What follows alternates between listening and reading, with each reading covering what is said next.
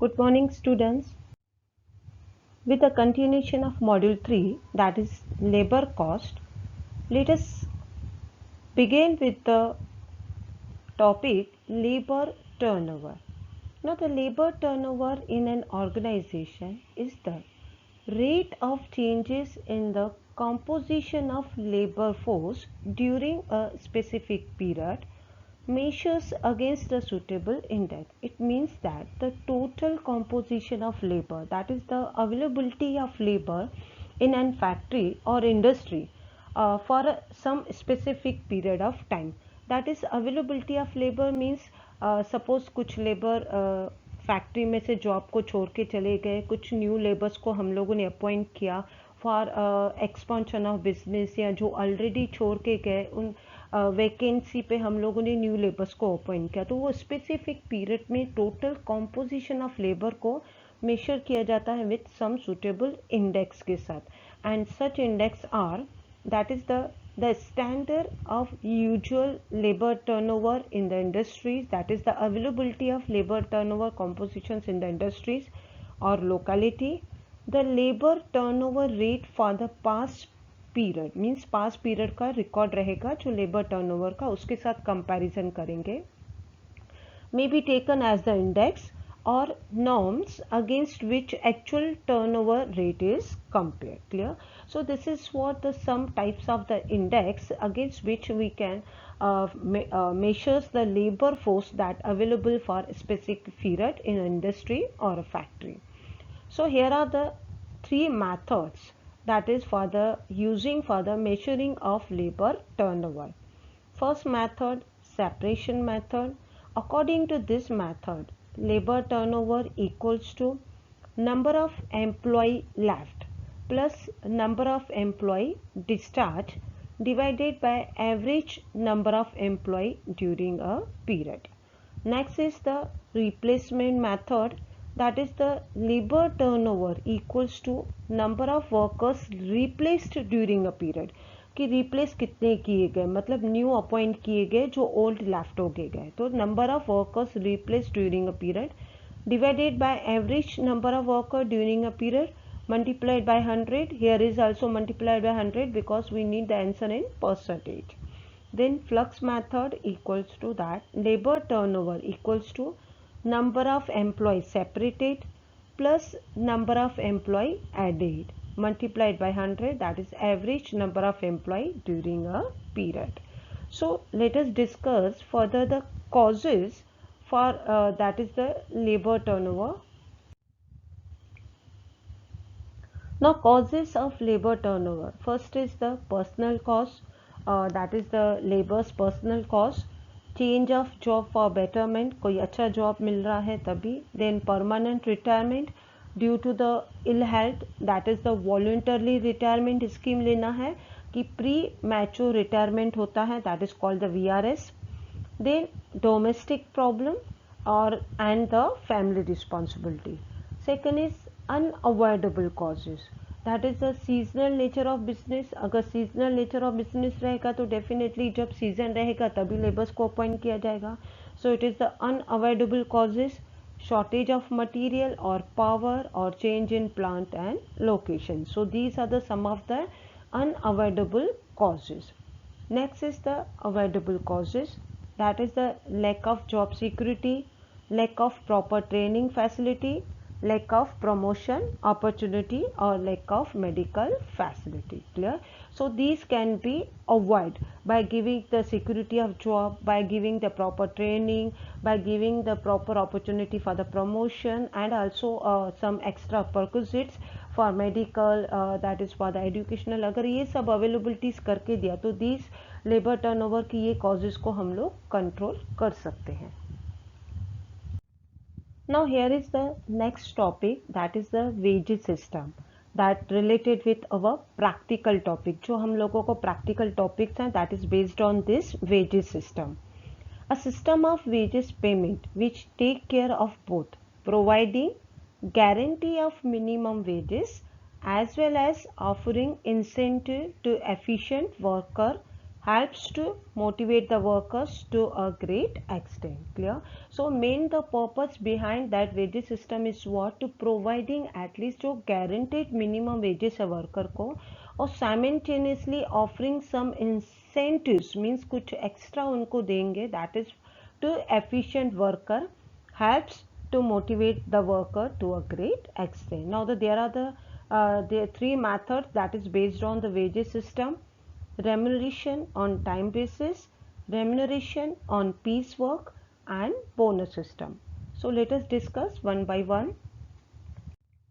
Now first is the remuneration on time basis. Under this method, that is based on the time rate, where wages are given to the worker on the basis of time rate. So time rate system is related to the number of hours of work done by a worker. The payment depends fully upon the time spent on work, irrespective of the quantity of output. Clear? So under the time rate system, only the time of the worker considered, that is the time spent by the worker in the factory, not that the quantity that the worker produce, quantity of output that the worker produce. So under the time rate, the main consideration is what? Time spent by the worker. Now if there is an overtime, if any, is normally paid at a higher, that is 1.5 time rate. अगर overtime रहेगा तो वो भी पे किया जाएगा under this system. Idle time, if any, has also to be paid for, since the wages are linked with attendance and not with the quantum of work. So even the idle time, if there, so that idle time is also paid, because this method is related with the time, not with the quantum of the work done. Clear? So the formula is earning equals to hours worked multiplied by rate per hour. So here is the one example from which you can easily understand about this time basis.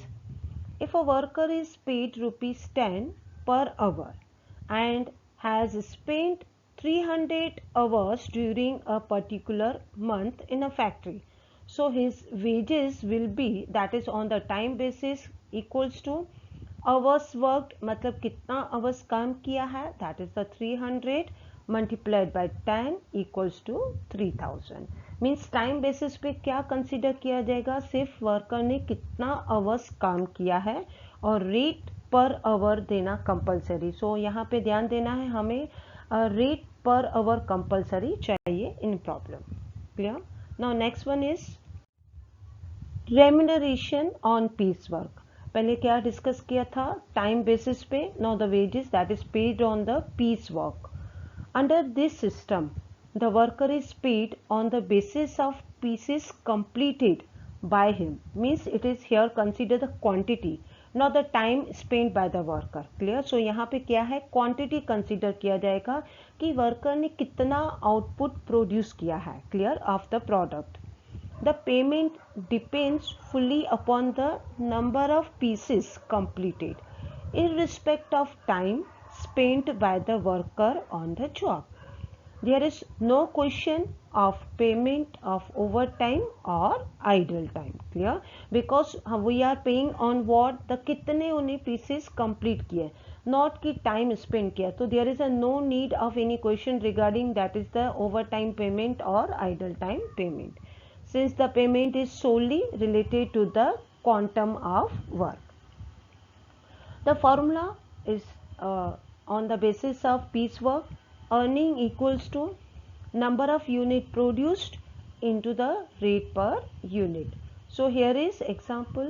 If a worker is paid rupees 15 per unit and he produced 20 unit in 7 hours, the total wages will be calculated as, that is the number of unit कितना produce किया है? 20.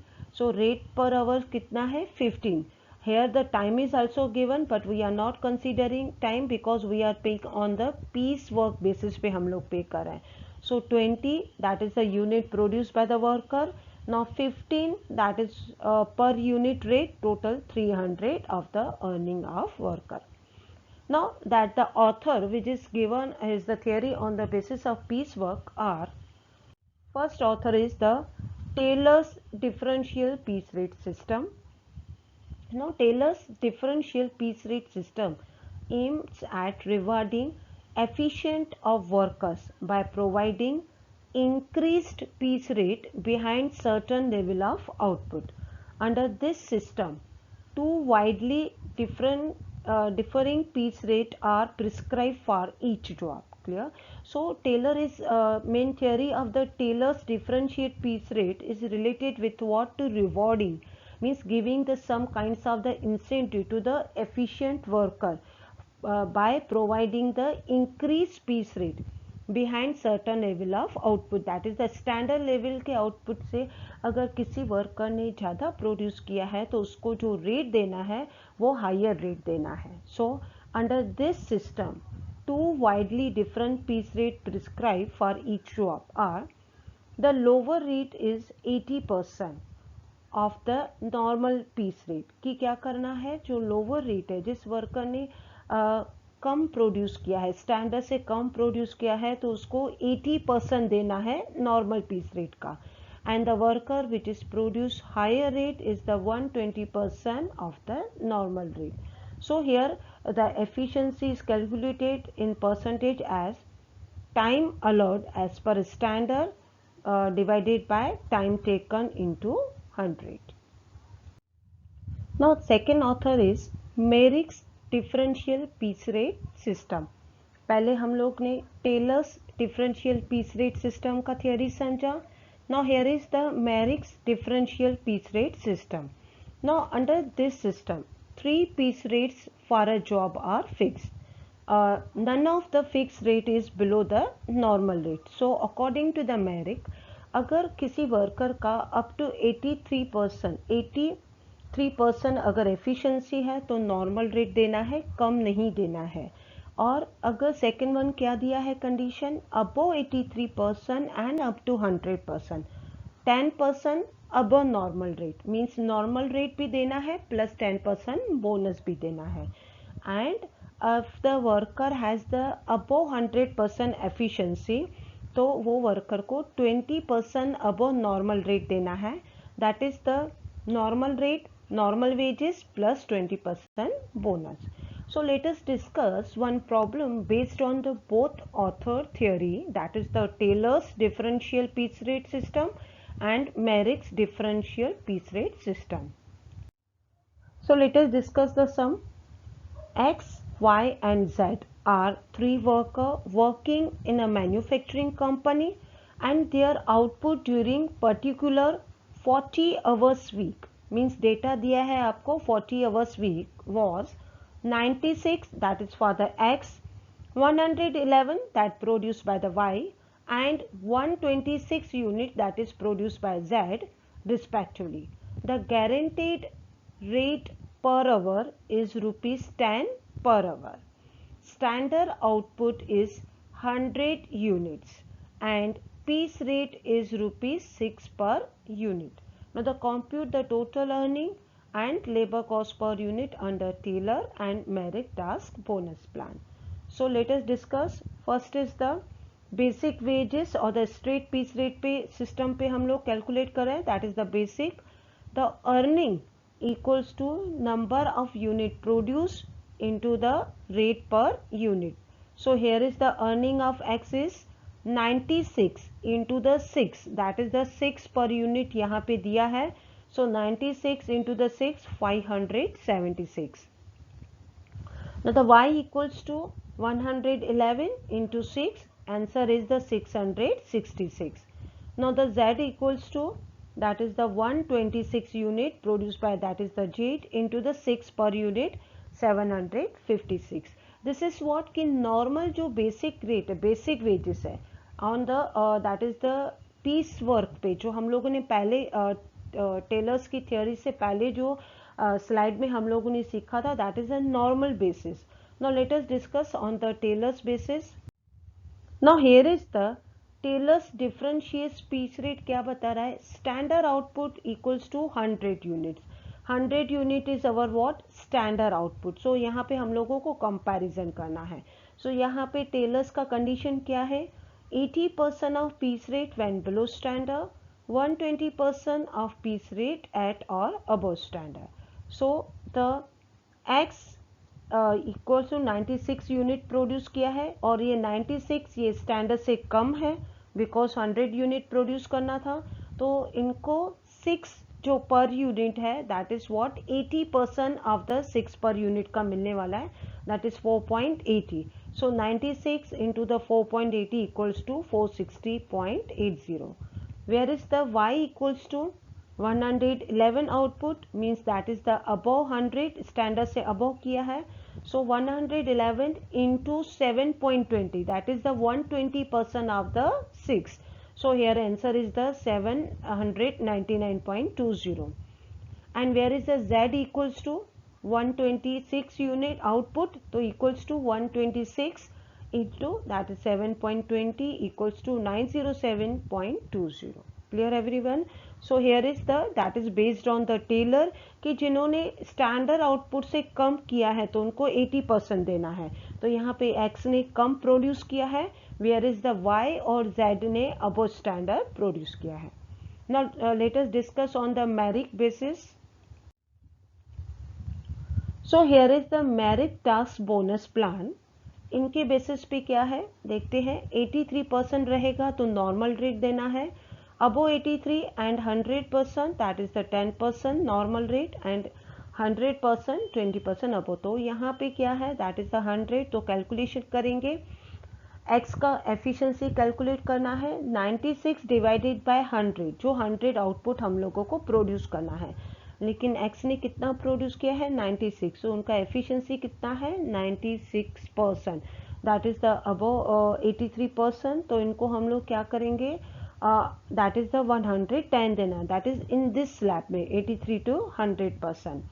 so earning कितना रहेगा x का 96 into 6.60 equals to 633.60. where is the y's efficiency, that is the 111 divided by 100. so the efficiency is the 111 means above the 100%. so तो उनको कितना मिलेगा, normal wages plus 20% bonus. So यहाँ पे that is 6 into 120%, that is a 7.20, 799.20. Now the last one, that is the J's efficiency, 126 divided by 100 into 100. So equals to 126%, that is the above 100%. So therefore the earning of J's equals to 126 into 7.20, that is the 6 into 120%. 907.20. Clear everyone? So this is the one basic sum that is based on the both authors plan. So here this topic is over. New topic will continue in our next lecture.